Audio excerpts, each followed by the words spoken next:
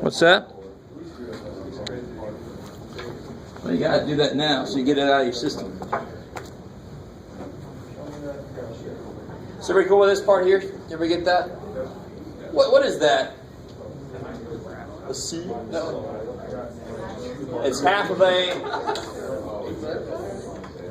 circle of radius 3. And I'm not surprised because my coefficient is 3, right? So that would be going out 3. And this 2 minus is just what happened, what made it move over. So it's not centered around the origin anymore, right? So if it's a circle of radius 3, it's half of a circle of radius 3. What should the area of it be? The area of a full circle of radius 3 would be pi r squared. It would be 9 pi. So the area of this should be 9 pi. What do you think, Jeff? Yeah. 9 pi over 2, which is what you should get after you integrate. It's craziness. What's going on? So hopefully, does that look at all familiar? You got your dx, you got your g. Plug those in. The 3 times 3 pi can come out. Is everybody cool with that? Anybody have questions on this here? Did everybody get to that point? Yeah. Hey guys. Hey. So where did this come from? What the hell is that? Guys, hey. Where did this come from? Yeah. I can't integrate sine squared. I don't know what its antiderivative is, right? I didn't say you could use tables on this bad boy. So what do we do? Do you remember doing this? We had to do this a lot. We had to do this sometimes twice over with this whole damn thing squared. We had to do that before. So when I see a sine squared, there's no other cosine or anything in there to be a u sub. I have to use power reducing is what they call it. It's really just the double angle formula solved for the squared part. That's all it is. Where sine squared had the minus sign. And of course cosine squared likes himself, so he's kind of the plus sign in there. Hopefully that's somewhere in there too. We did that this semester. So it's not as deep. And then this is nice because I can break this up 1/2 dt, the derivative, the interval is 1/2 t.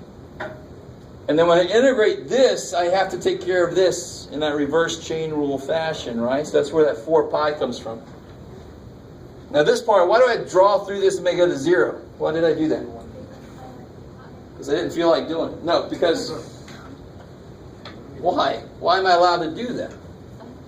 Yes, sine of pi, or negative pi, is 0. So that's not going to give me a damn thing.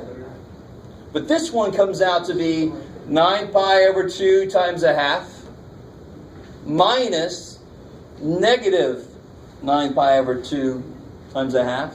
So there's my 9 pi over 2 total. Half of 9 pi over 2, half of 9 pi over 2 makes a whole 9 pi over 2. And that jives with what I can see that is. That is a circle of radius 3. A semicircle. So its area should be that. That kind of kicks ass if you let it. It's my new favorite phrase, it seems. Philly's like, yeah, I'm getting tired of hearing this shit. I try to let it do nice, easy things all the time, Jeff. Anybody have any questions on anything up to this point?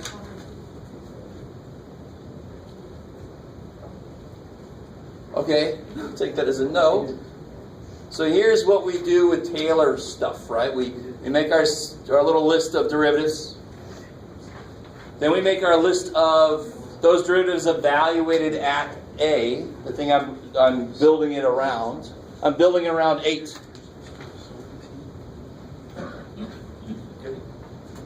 You guys with me? And of course, these are just going to be part of the coefficients because I also have that factorial stuff floating around in there. So I got f of A, which is 2, plus f prime of A, which is 1/12 times x minus 8 to the first power, right? And then everything, and now it's minus 1 over 144 cut in half, so that's minus 1 over 288 times x minus 8 squared.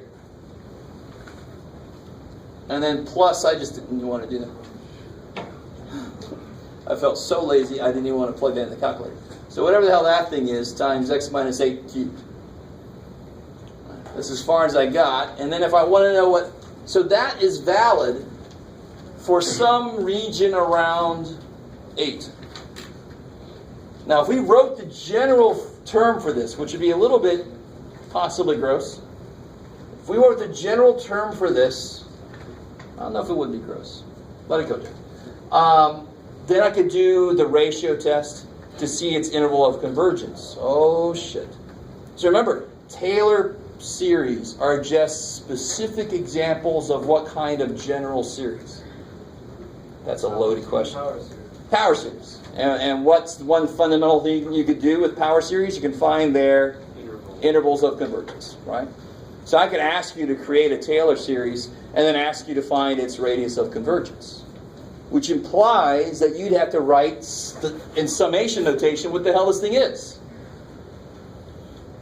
Now, I wouldn't give you one that was so horrendous. You should be able to see the pattern and write it. We've done that a decent amount of times in here.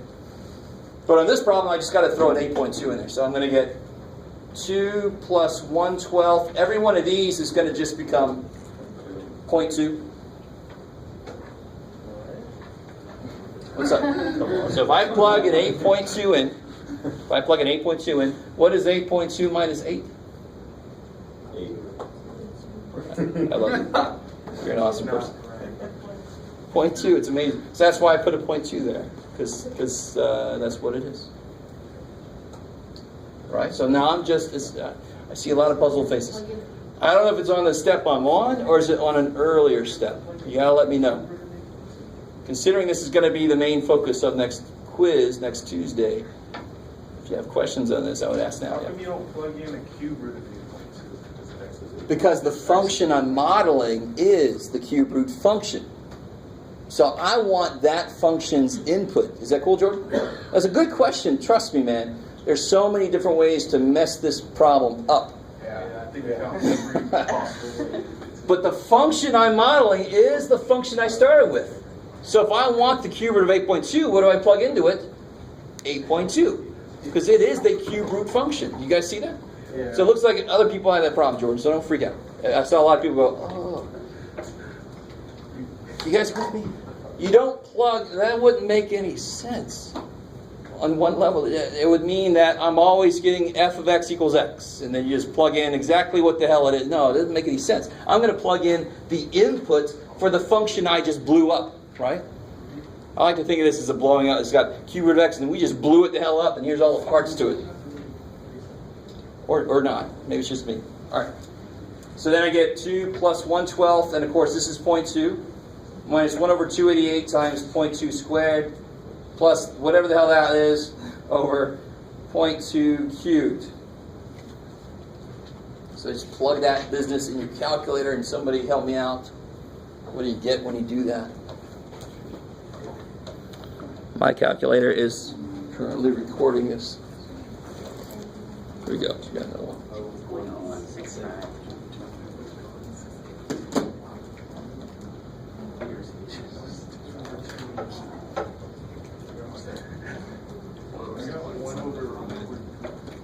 That could be a problem. Figure out my per calculator got like 0.065, like I put 0.068. Oh, okay.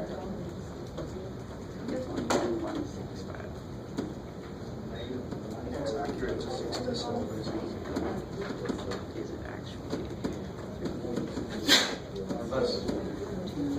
Yeah, I get 2.0165. 29707, blah, blah, blah. Yeah. I like that. Yeah, teach us well, yeah. If you got that, you're good. It's just plug and shut, right? And you can always, what is the actual cube root of 8.2? 2.01652967. Replace the 707 with 6. Yeah, so we're good out to here. Holy shit. 6 doesn't. So we could have probably just stopped at the square at the second degree. Right? Too bad for you, I told you to go further. Figured out what I did. Good. I like that phrase. It's a good phrase. I used a plus instead of a minus. Oh, okay, that'll do it.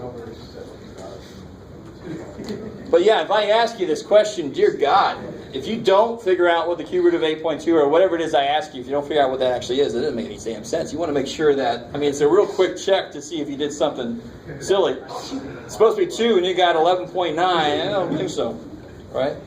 Should be better than that. Now, if I plug in here f of 27.3, Not quite. yeah, it's not going to be very accurate, right? Because this should be accurate around 8. If I want to do 27.3, I should redo what we just did and build it around 27. Yes, ma'am. Yeah, I told you guys. Well, let me see. I think I did say I was going to put that on there. Yeah, I will put that on there. Okay. But still, it's one less thing to worry about. I understand. Yeah. Did you get 2.01?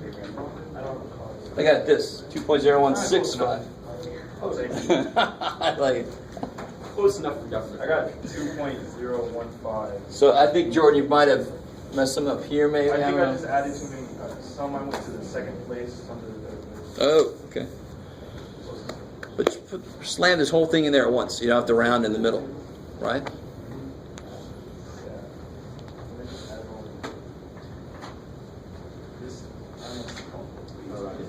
All right. So, real quick, little idea of where we're headed. One last section for the semester. Holy crap! Isn't that crazy? We're not going to do it today, so don't freak out. But It's the entire section to go. I want to remind you of one. Oh, sorry. What? What's up? You all right? We want to go over what can we see the paper?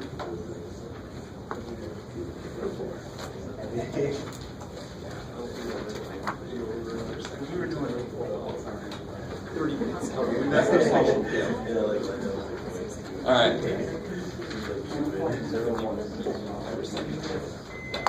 So, guys, can somebody remind me what's the arc length of a piece of a circle that subtends an angle of theta? Let me say that in English. Very personal question. So if I have an angle theta, when I say subtend, that really just means that you go through. Right? You just move it that much. So if it subtends an angle of theta, it's got a radius of r. Can anybody remember what that arc length is? We use the letter S for that. R theta. Kick ass. Is this 10-2, 10-3? Just 10 for you, a little preview. Right, this is a review. And I don't know if you guys ever knew this, but a radian, stay with me now. So a radian is the length a radius would travel if I laid that radius down and curved it. You guys ever heard of that? I mean, that's what a radian is. If I take the radius of any circle and I curve it and put it on that circle, that is a radian. So of course, if I get bigger, my radius gets bigger, but so does my circle. So it still ends up going through the same. So if I had a circle like this, a circle like this, if I take this guy's radius, it's going to go to exactly the same spot. If I take this guy's radius, it's going to go to exactly the same spot. They all end up going to the same angle. You with me? That's why we use radians, and we say that they are real measurements instead of degrees, which are completely made up. Humans just made them up, and they went, 360 is a good number. It could have been 720 if he would have been there. Who knows? 187.4. Yeah, that was bandied out, and then they shot that guy. Is it? I don't think so. Now, here's the neat thing with this. This is what we're going to get into. We're going to get into the areas of polar graphs. That just sounds awesome. But a really quick, I want you guys to realize, if I take this out of here and put it like this, just so I can see it better. What's this distance here? What's this distance here? R. It's got to be the radius. And what we say this length was? R theta. And if I had a triangle, which I don't, what would the area be of this triangle? It'd be 1/2. What'd you call it? Oh, BH. So if I use, now watch this, it's kind of cool. If I use that same formula on this, you get the actual formula for the area of a sector, which freaks your brain out because it's curved, it's not straight. But it comes from, where do we normally get areas now that we're in calculus? We know that they come from infinitesimally small bits that we added back together. And if I get small enough, what happens to that? It becomes a straight freaking line. So this is made up of an infinite number of little triangles. So that's why in the overall, I can pretend like it's a straight line. What would the area be then? 1/2 r theta times r squared theta. So that should hopefully sound a little familiar to somebody. So what we're going to end up doing in 10.4 is integrating that expression where r itself is a function. So then I'll get this dA. Yeah. I get this, so then I want to integrate that. That's effectively what we're going to be doing in section 10.4. The trouble comes from working directly with, for example, if they ask you to find the area between two curves, finding out where polar or even parametric, where they meet, gets a little weird. Because they come to that place many times. So maybe if I solve the equation and I don't get it, but I see that they're meeting, it's because this guy came later there. I don't know if you guys understand what I'm saying. So maybe he comes there, he finally gets there, and this guy just went straight there. So I don't see it when I solve the equation, so you actually have to kind of graph this to see where it looks like they're meeting. Because it could meet later. This guy, his t could be 78, and his t could be 1, because he gets there really quick. So when you try to solve the equation for t, you're not going to get it. That's what makes this difficult. The actual integral that we have to do, easy. Easy peasy, normally, most of the time. All right, that's enough. That's plenty for today. Enjoy your Thanksgiving. Good, sir.